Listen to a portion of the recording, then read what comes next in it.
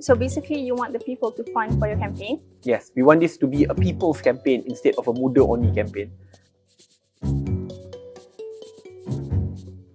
Although that Muda lost greatly in the G15 and you guys are still running solo even in the state polls, you do realize that elections are not cheap, right? Of course. So what are the plans? Be realistic. Kita perlu ukur baju di badan sendiri. With that being said, I will admit now that we do not have the resources to contest in all 200 seats which are up for contest. Each seat will cost you a minimum of 8,000 because you have to put 5,000 ringgit for deposit and bahan. And then when you want to print the flags and everything else, it will incur more cost. With that being said, we are very realistic. We want to be the wake-up call, but the wake-up call doesn't need to contest in all 200 seats. Be very focused and targeted so that your resources can be spent efficiently. And more importantly, you are signaling that you are here not to take over any government, or we are here to really serve and to be the voice of conscience and a check and balance at the state level. Right? Like how I'm very vocal in Parliament, I want for Muda Aduns to do 10 times better. Right? To be the voice of conscience at every single state level.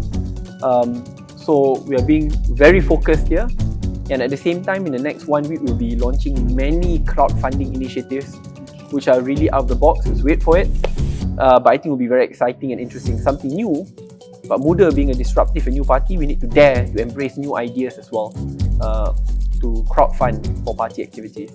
So basically, you want the people to fund for your campaign? Yes, we want this to be a people's campaign instead of a Muda-only campaign.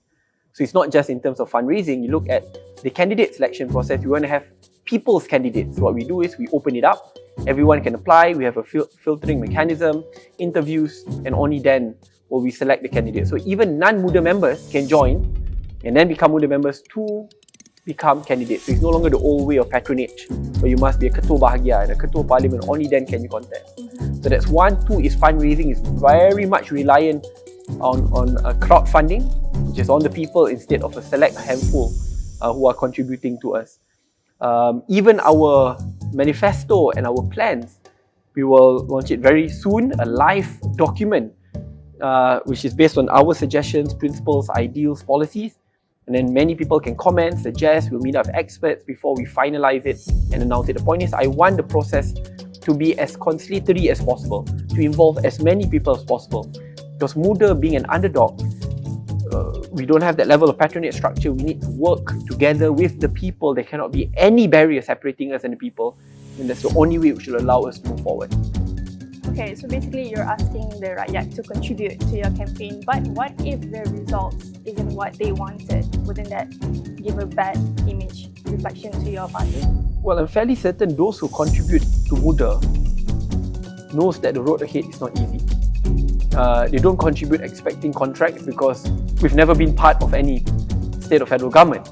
I mean, we have no federal positions, ministers, state exco. So I think a lot of people who contribute, these are small donors who really are investing in the future of Malaysia because they know that Muda stands and reflects their ideals, values, and they know that while we are the underdog and a small party, that we have a lot of interest and rigor in us in wanting to change the direction of this country.